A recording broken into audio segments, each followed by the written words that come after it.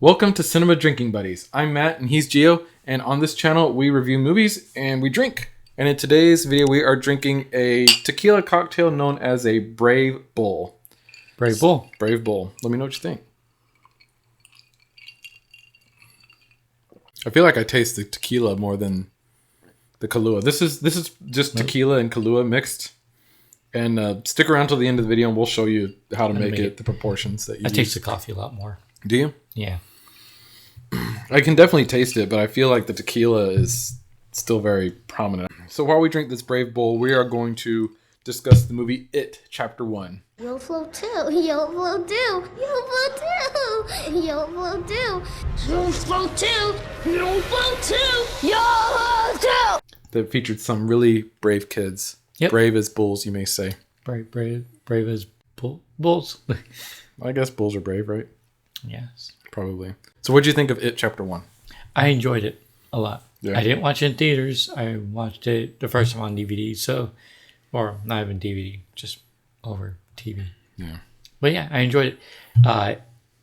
The characters are, I don't know if I can say they're relatable or not relatable, but I guess I can say relatable because I feel like I can be in that same position as they are.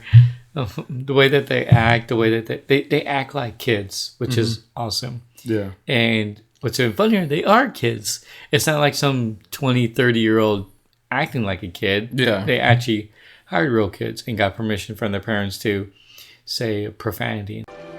Go your dad, you mullet-wearing ass!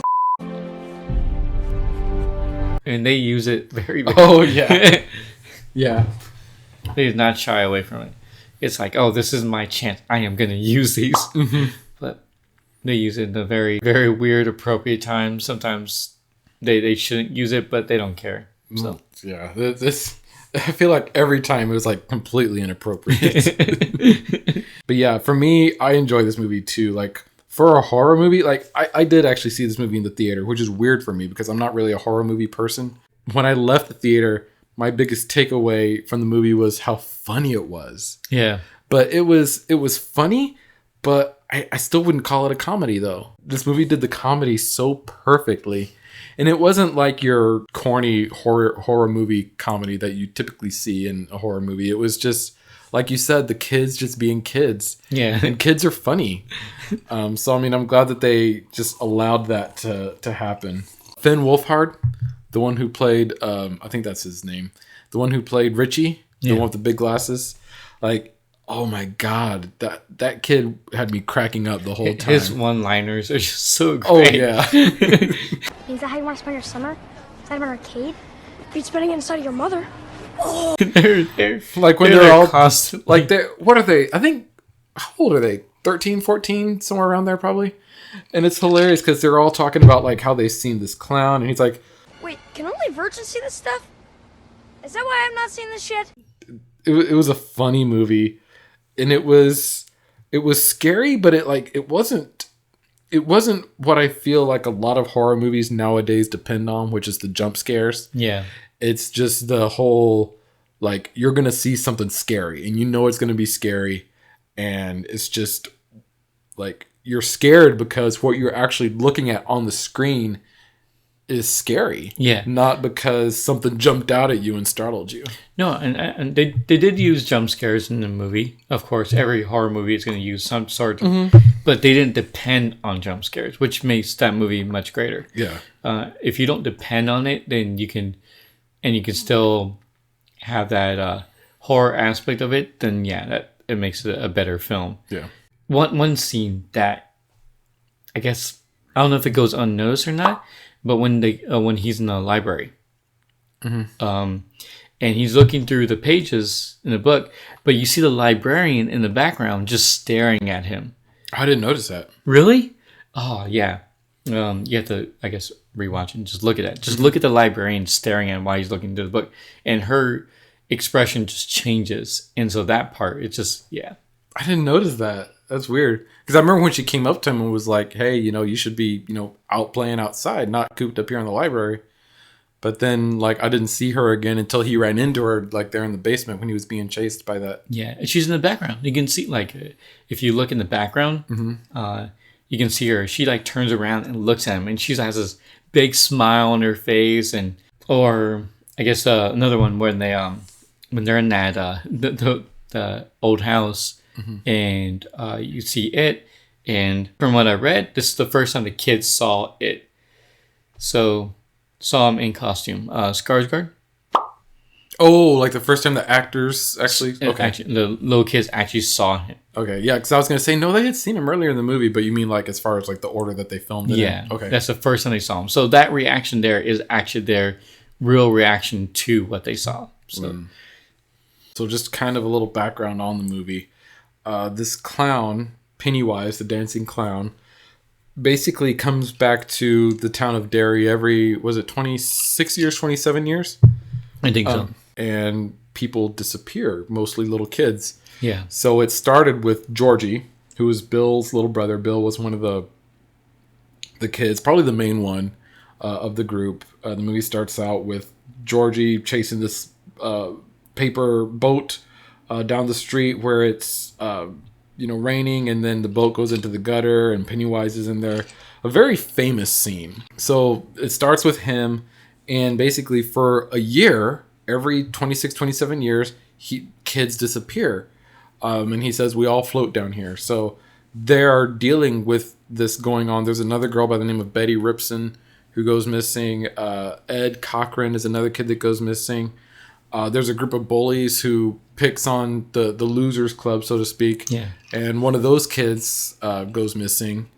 So it's that's kind of what they're dealing with in this town. And Ben, who is new in town, is in the library basically reading about Derry, and he's the one who realizes, hey, this happens every 26 years. So he's kind of the one who realizes what's going on. So, and it's just not like a few kids or a few adults here. It's many, many kids. Mm-hmm.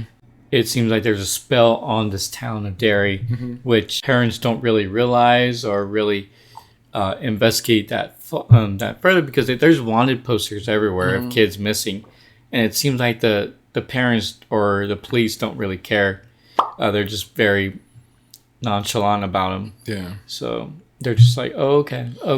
And it's interesting that you bring that up too, because the way that the parents were portrayed in this movie, they don't seem like really good parents. No. Like you look at Bev's dad, who it's not explicitly stated in the movie, but it's heavily implied that he abuses her. Yeah. Eddie's mom, who is giving him gazebos, as he calls them.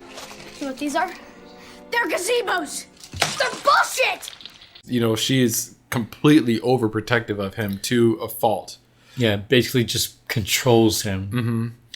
Mm-hmm. And then you've got Bill's dad, who he doesn't seem like a bad parent, but Bill is obviously distraught over losing his little brother Georgie, and his dad is like, oh, put this away, what did I tell you about bringing up that sort of stuff. Yeah, it's like Bill is like, okay, we need to investigate this, we need to find him, because in the movie he basically, Georgie disappears. So Bill's out there trying to search for him, just find him, just find out if he's still alive or not alive. Yeah. But I guess Bill's parents, because his mom is not really seen in the movie. They're just basically, don't let your mom see this. Don't let your mom. I can't believe you would bring this up. They're trying to forget about it. They're trying to say, you know what? He died. Enough. Don't talk about it. Just forget about it. Yeah. And while Bill can't do that. I think we did see Stanley's dad, who was the rabbi. It was a really brief scene that we saw him in, when he basically told Stanley to go put the Torah back in his office. And in that scene, he was yelling at Stanley, like he was upset at him. It's like, can you imagine going up and not knowing the Torah while you're speaking about it? It's like, you know what, you're done. So yeah, so I mean, the way that the parents were portrayed, it just didn't really come off in a very favorable light. Yeah. Oh, and Mike's grandfather as well. Oh yeah. So I mean, it's just killing the poor little lambs. So it's just kind of like the adults in the town don't really, like you said, it seems like there's some sort of spell on it, and they just don't really care. I haven't actually watched It Chapter 2 yet, and I don't remember seeing in It Chapter 1 anything about why this is happening. Yeah. Does that explain in Chapter 2? Do you know? I haven't seen Chapter 2. I've just seen clips and stuff like that, so I'm not too sure. So we'll both find out when we watch it again. Yeah, it's like, was Pennywise like an actual clown from, I don't know, 100 years ago that was, I don't know, wronged in some way or killed in some weird way that now he seeks revenge on the town? I don't know. Well, I think in the first movie, it kind of shows that the reason why he's a clown is because that's what kids are not really afraid of. That's what they're attracted to most, since it is after kids. That's what they're attracted to most, is clowns, especially during that time. And then he feast on their fear. So that's how he changes into whatever each kid personally is afraid of. Yeah. One of the kids is a germaphobe, the one with the gazebo. Oh, yeah. So, Eddie. yeah. So and that then, when that leper came up to him. yeah. And then one of the kids, his parents died in the fire. And so it's basically... He was showing him flashbacks Yeah, of that. and then Ben... With the mummy, I think it was when he was flipping through the books and it was starting to... Like, okay, this is so weird. And that's what they used to go against him. Yeah. And then Billy is always his brother. Constantly his brother. Because the Losers Club, which is what they called themselves... Yeah. They...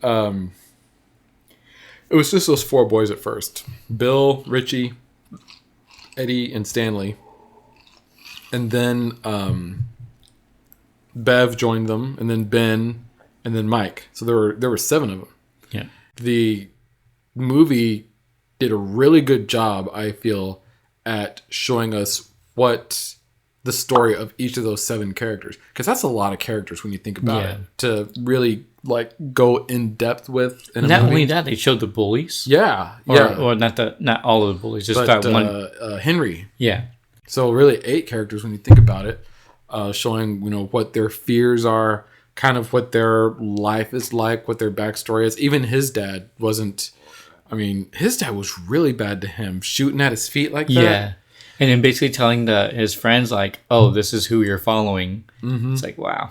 Those, I guess, 8 characters now did a really good job of diving into each of these characters, showing them what they're afraid of, what their like stake is in this. Yeah.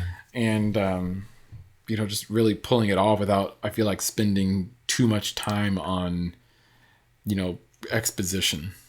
Yep. You get to the point of the movie where they actually go down to the sewer because of Bev gets taken. You actually see these kids that are actually floating. I don't remember that being in the first movie. Or not the first movie, the Tim Curry version of the movie. So that was a different that's a different spin of actually showing you what they mean by We all float. Yeah. Yeah, that was an interesting scene. And then basically the way the movie ends is they are able to rescue Bev. She's like in this, she was on her way to floating up there with them, but they were able to pull her down, and they saved her by Ben, who had this huge crush on her, kissing her. And that like woke her up. These kids are all able to basically gang up and defeat Pennywise by basically saying, hey, we're not scared of you anymore. Yeah. And they're able to send him away. Yep. We enjoy this movie a lot. It's a good one. I like the movie a lot. This is our review on the movie It. Please like, subscribe, comment below on what you thought of the movie. Hit that notification bell. And this is actually the first movie in October that we're doing. So we're going to do a few more horror movies this month. Yeah, this is horror movie month. Yeah. So, let us know. We kind of have an idea of what movies we're going to do, but any ideas that you have for us in the future as far as movies you want us to watch, let us know down in the comments. If there are any cocktails you want us to try or any drinks, also let us know, and we will, try and fit those into an upcoming video. Yep. See you next time. Bye. Bye. So today we are making a brave bowl. So we have 2 ounces of 1800, which is one of the recommendations. 1 ounce of Kahlua, which is a coffee liqueur. That's your brave bowl.